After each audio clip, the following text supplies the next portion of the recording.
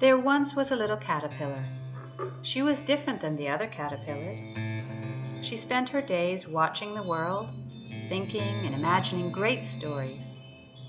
The other caterpillars teased her, but she didn't mind as long as she had her favorite branch and a favorite story. One day she found herself quite alone. There were no more names thrown at her, no more laughing at her expense. And while she enjoyed the peace and quiet, she wondered where everyone had gone. Soon she found a row of what looked like robin's eggs hanging from a branch. As she climbed closer, she saw that they were the chrysalis of the other caterpillars. She had heard of this, but she decided it wasn't for her. Not yet.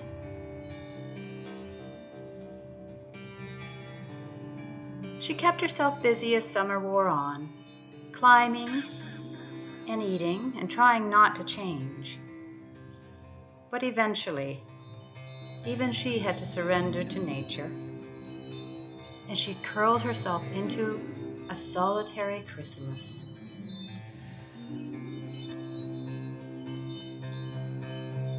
The cold winds of fall woke her with their shrieks and screams.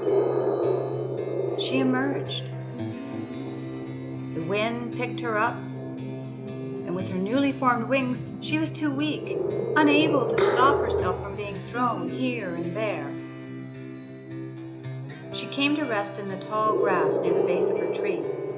As she fought to catch her breath, she heard another kind of scream. This was not the wind. It was soft and sad. She looked around, and as the wind subsided and the autumn sun bore down, she spotted a ladybug stuck in the nectar of a flower. It was burning under the sun. Without thinking, the butterfly fluttered over to the ladybug and offered it shade so it could free itself from the sticky flower and find safety. The sun burned her wings, but she stayed in place until the little bug was safe. She fell in pain into the grass. After a long while, she stretched her wings. They felt strange. She lifted off the ground, and great pain shot through her body. She flew up, up, up as far as she could, trying to get away from the pain.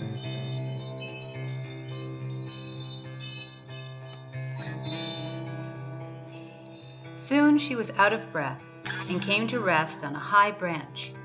She heard a voice through her pain. She decided to investigate, but really hoped it wasn't another ladybug in distress. She stuck her head into an opening in the trunk of the tree.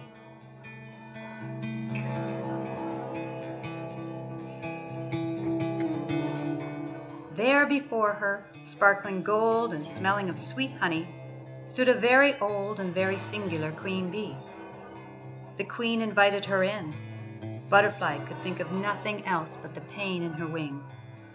She took a few steps before collapsing on the floor. The queen quickly went to the honeycomb walls and then started to rub the mixture into the butterfly's wounded wings. The relief was magic. The queen asked her to stay the winter and share her hive. Butterfly did not want to try using her wings again, and winter was knocking at the front door. She thanked the bee, and they settled in. The winter flew by, with bee telling stories and tall tales that kept the butterfly thoroughly entertained. Too soon it was spring, and Butterfly knew it was time to go. The queen decided to give the butterfly her crown. Butterfly accepted with great respect. She flew out of the hive and into the cloudless sky, and realized how weak her wings had become over the long winter.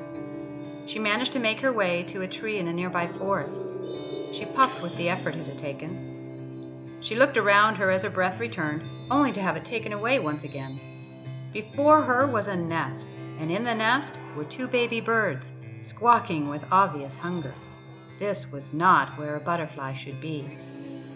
She tried to fly, but her wings merely fluttered without lift. This attracted the baby birds' attention. They went silent. Butterfly fluttered her wings once more in hopes of escape. The baby birds laughed. The sun was dancing through the sunspots on her wings and bouncing off the queen's crown, dazzling the babies. Suddenly, the sound of wings interrupted them. The babies remained silent as their mother hovered over her nest. She stared at her quiet babies and then at Butterfly. They struck a deal. The mother bird would not eat Butterfly if Butterfly looked after the babies for a few days and let the mother bird rest. Since Butterfly needed time to exercise her wings and she didn't really want to be eaten, she agreed to the deal.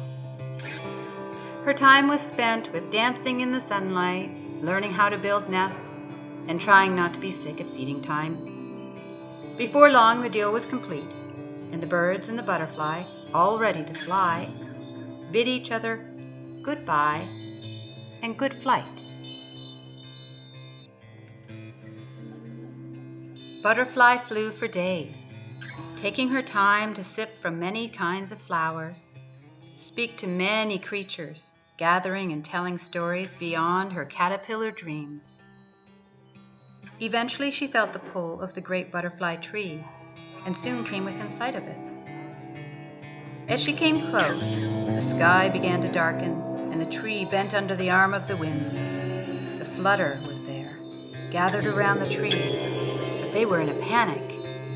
Butterfly felt the panic in her wings as their words were carried on the wind. Save the caterpillars! Save the chrysalis! Butterfly flew up into the tree. There she found a row of chrysalis hanging like robin's eggs from a branch like the one she had seen so long ago, except these were shivering and shaking in the storm. They would not stay secure for much longer. Butterfly dove to the ground and gathered sticky nectar from the flowers and fortified the chrysalis to their tree. Then she dove down once again and again, gathering and weaving grasses together, making a nest to protect them. All night the storm raged on, but the chrysalis were safe, thanks to the butterfly and all she had learned. The flutter of the great butterfly tree called her a hero. They told her story far and wide. As time passed, she became known as the wise one and the storyteller. All the little caterpillars would come to her rocking chair, and Butterfly would weave stories and share the amazing adventures she had experienced in her extraordinary life.